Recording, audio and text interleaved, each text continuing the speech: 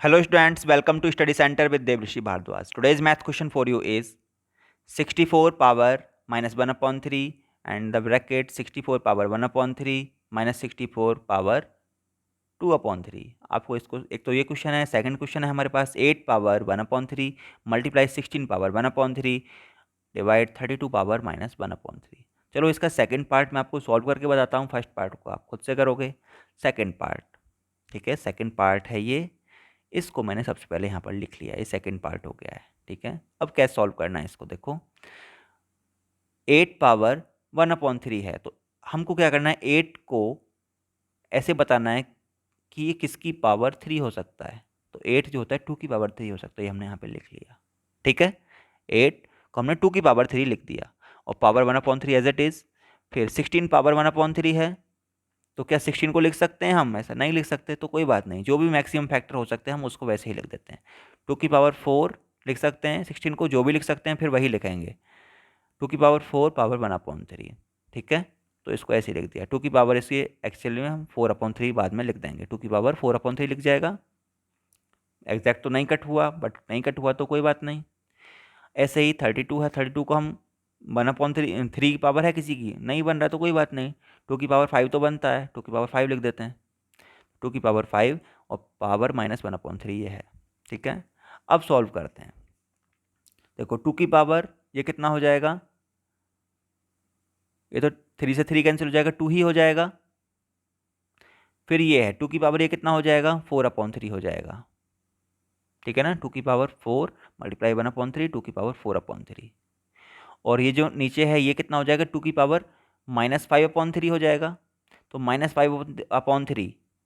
अब ये ऊपर लेकर आएंगे हम 2 की पावर माइनस 5 अपॉन 3 को, तो मल्टी ऊपर जाके क्या हो जाएगा, प्लस हो जाएगा.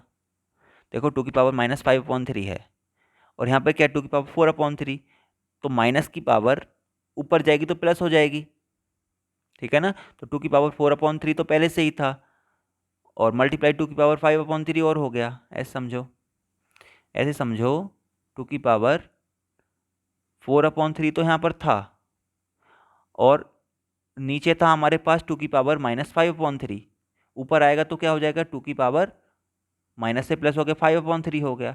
अब दोनों पावर्स माइनस में वो मल्टीप्लाई में है. 2 की पावर 4 अपॉन 3, 2 की पावर 5 अपॉन 3, तो ये मल्टीप्लाई में ऐड हो जाती हैं. तो 2 की पावर 4 अपॉन 3 प्लस 2 की पावर 5 अपॉन 3, ये पावर्स को हमने प्लस कर दिया. यहाँ पर समझ में आई ना ये बात, कि मल्टीप्लाई में पावर ऐड हो जाती हैं. आप ये समझो सीधा सीधा कि 2 की पावर 4 अपॉन 3 तो ये है और नीचे है 2 की पावर माइनस 5 अपॉन 3. तो ये अगर माइनस में है तो ऊपर आके प्लस हो गया इसके साथ. अगर नीचे प्लस में होता तो ऊपर जाके पावर माइनस हो जाती. जब सेम बेस होता है तब हम ऐसा करते हैं. ठीक है, ओके. तो ये 2 मल्टीप्लाई 2 की पावर 4 अपॉन 3 प्लस 5 अपॉन 3 हो गया. अब पावर्स को एलसीएम लेके सॉल्व करते हैं. एलसीएम तो 3 ऑलरेडी है, कितना हो गया, 5 एंड 4 9 अपॉन 3. 2 की पावर 9 अपॉन 3, 9 अपॉन 3 का मतलब 3 से 9 कटेगा 3 टाइम, 2 की पावर 3 हो गया.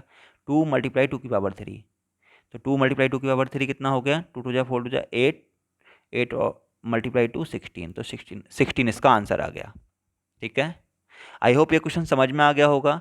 अब आपको इसका जो फर्स्ट पार्ट है वो सॉल्व करना है. थोड़ी मैं हिंट देता हूँ. देखो 64 की पावर माइनस 1 अपॉन 3 है, तो आप देखो 64 किसकी पावर 3 हो सकता है, वो सॉल्व करना है. ऐसे यहाँ पर ऐसी पावर 1 अपॉन, यहाँ पर हर जगह 3 है.